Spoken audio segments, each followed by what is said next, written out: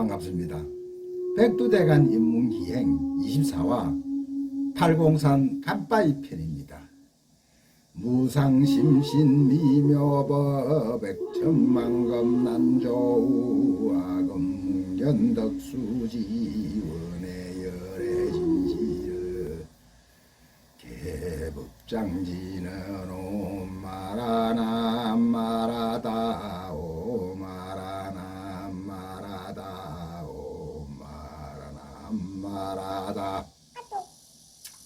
팔공산은 낙동정맥 보현지맥에서 서남쪽 팔공지맥으로 연결되어 동학이 날개를 편 듯 최고봉은 비로봉을 중심으로 동봉과 서봉이 양날개를 펴고 있는 듯 솟아있는 백두대간 최고의 명당입니다. 옛날에는 팔공산을 중악, 부악, 공산으로 불렀습니다. 중악의 기원은 삼국사기 권 제32작기의 제사와 악에 잘 나타나 있습니다. 삼산오악이라고 해서 명산, 대천을 대사, 중사, 소사로 나누어 구분하고 그 중에 중사는 오악으로 동악을 토암산, 남악을 지리산, 서악을 계룡산, 북악을 태백산, 중악을 동서남북악의 중간에 위치한 공산이라고 했습니다. 이처럼 팔공산은 신라시대 이래 중악, 부악, 공산 등으로 불려오다 조선시대에 들어와서 팔공산이라고 불렸습니다.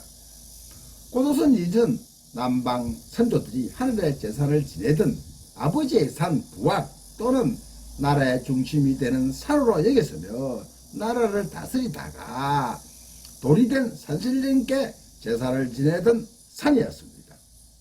팔공산은 봉황의 모습으로 대구를 감싸는 대구의 진산입니다. 최고봉은 비로봉의 봉황의 머리이고 동봉과 서봉이 솟아오른 봉황의 날개라고 합니다.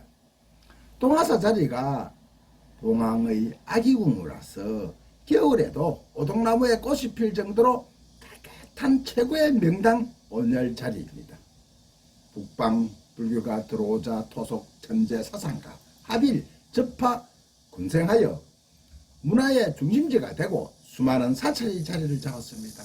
사찰로는 동화사, 은혜사, 선본사, 송림사, 파계사, 부인사, 복지장사, 환성사, 거조사, 관음사, 관암사, 삼존 석굴사, 제2석굴암이라고도 합니다. 등이 있습니다. 대구는 옛날 섭지와 호수가 대부분이었습니다. 깐통새가 많이 살았는데 특히 닭과 물닭 등이 많았다고 합니다. 그래서 대구의 옛 이름이 달구벌이라고도 불렀습니다. 토속으로 병아리를 우리는 달구새끼라고도 했습니다. 후삼국 근은이 스라버를 공격할 때 고려 태조가 5,000명의 군사를 거느리고 신라를 도우러 나가다가 공산 동수에서 견훤을 만나 포위를 당합니다.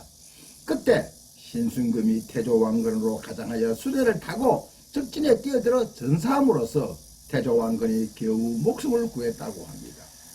당시 신순금과 김낙 등 8명의 장수가 모두 전사하자 8명의 장수를 기리는 뜻에서 팔공산이라고 부르게 되었다고도 합니다. 이 외에도 팔공산 유래에 대해서는 송고성전에는 원호가 던진 판자 해동 원효 척판 구정을 보고 목숨을 구한 대중이 양산 천성산에서 992명이 일시에 성불을 하고 청선산이 되고 나머지 8명이 달구벌 팔공산에서 성불하여 팔공산이라고 불렀다고도 하고 또 중국 안희성의 팔공산 지명을 차용했다는 설 등이 있습니다. 팔공산이 전국에서 사람들이 모이게 한 가지 소원을 들어준다는 감봉 석조 열애 자산이 있기 때문입니다. 팔공산 관봉 갓바위 부처님의 위치는 풍수지리적으로 천년부패지기 명당자리입니다. 관봉 석조 열애상은 경산지 와촌면 대한리 골짜기에 있으며 머리에 갓을 쓰고 있는 형상의 자불산이라 사람들은 갓바위라고 부릅니다. 예로부터 수많은 사람들이 이곳을 찾아와 한 가지 소원을 기원했습니다. 감봉 석조 열의 자상한 해발 850m의 위치에 하며 높이는 약 6m이며 머리에 갓의 지름은 1.8m입니다. 기록에는 신라 선덕여왕 때 어현대사가 어머니의 넋을 기리기 위해 건립했다고도 합니다. 그럼 우리 갓바위 부처님에게 소원 하나 빌러 올라가 봅시다.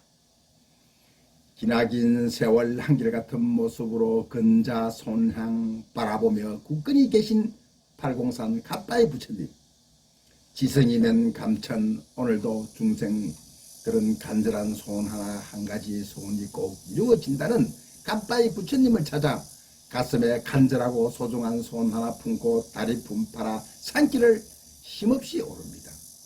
1500년 전 신라 사람들은 신령스러운 기운 가득한 팔공산 곳곳에 절을 짓고 불상을 모셔 불국토를 만들고자 했습니다.